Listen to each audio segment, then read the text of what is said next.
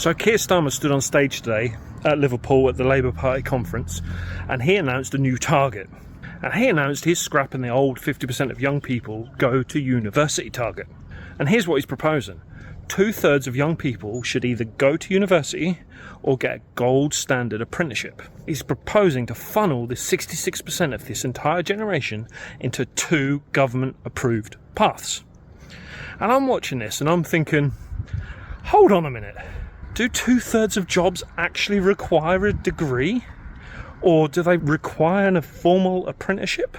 Show me that data. Because if that number doesn't match reality, we're not solving the problem. All we're doing is we're rebranding it. And those gold standard apprenticeships he was talking about, where are the companies going to provide them? What's the funding model? How many positions actually exist right now, and how many positions will there be in the future?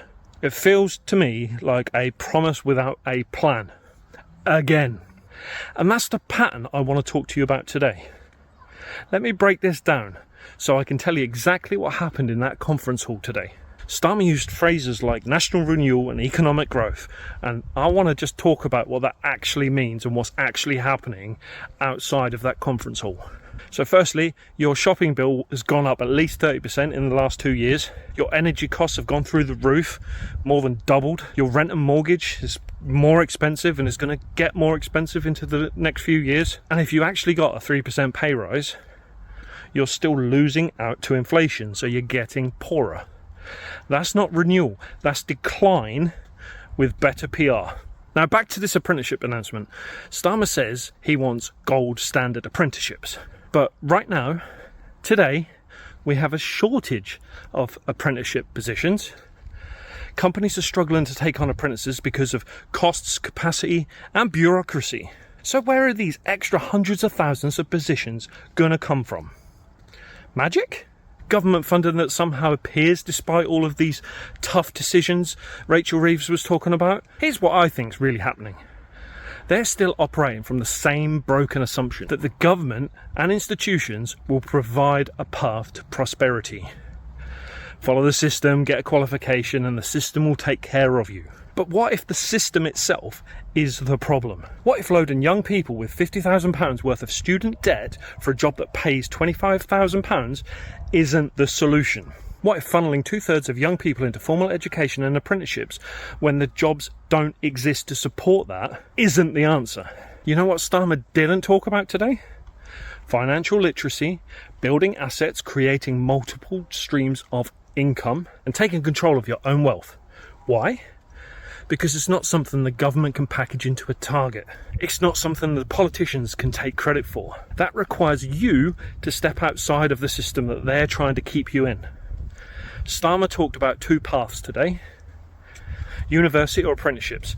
Let me talk to you about a 3rd path, one they won't mention at party conferences. What is it?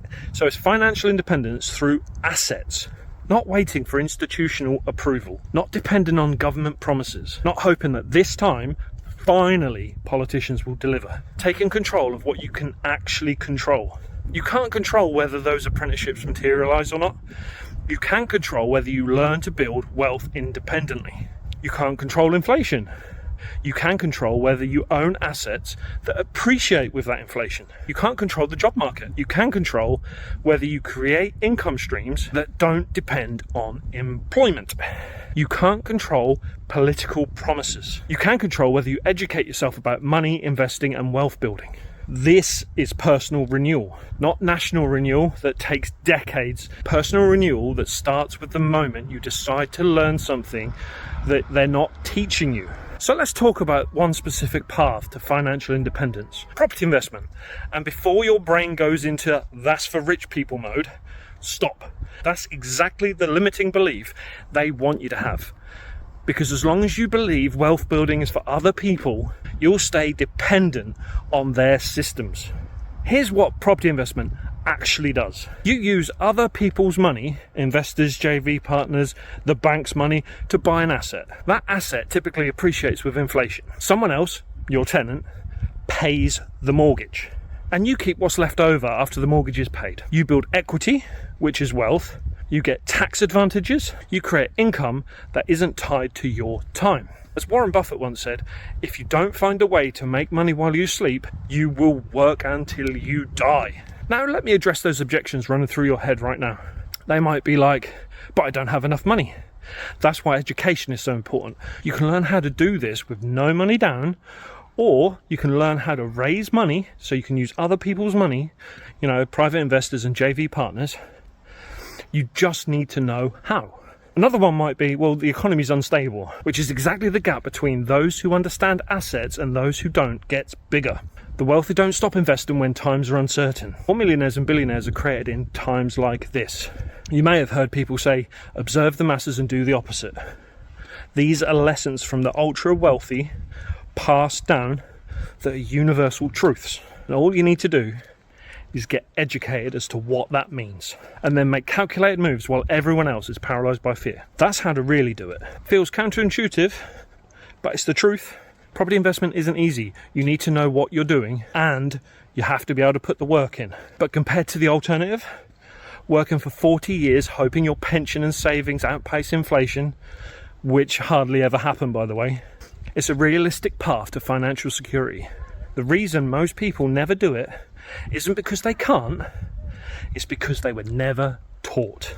School didn't teach you, university won't teach you, and those apprenticeships definitely won't teach you. You have to seek this education for yourself. You have to step outside the paths they've laid down for you. And that's why property school exists. We teach you what the education system won't. How to analyse deals, how to structure finance, how to find opportunities, how to manage risk, how to build a property portfolio that creates real income and real wealth. We've got hundreds of hours of courses, resources and masterclasses taught by the UK's top property investors and trainers from Progressive Property, the UK's biggest property training company. Joining's easy. We won't lock you into any ongoing contract, so it's cancel anytime. All you have to do is type into any browser right now, property.school/go, and then click join. And for less than 50p a day, which is less than a coffee a week, you can get started. Plus, right now, there's over £4,500 worth of free training inside. The choice is yours. Tomorrow's Starmer speech is going to be analysed by political commentators. They'll debate the policy, what he said, the feasibility, the funding, and absolutely nothing will change in your bank account. Your financial situation doesn't wait for political cycles. It doesn't care about conference speeches. It responds to your decisions you make about your money. Personal renewal doesn't need government approval. It needs education and action. So here's your choice. Wait for the system to provide your path, or learn how to build one yourself. Check out the link, start learning, take control, and I will see you inside.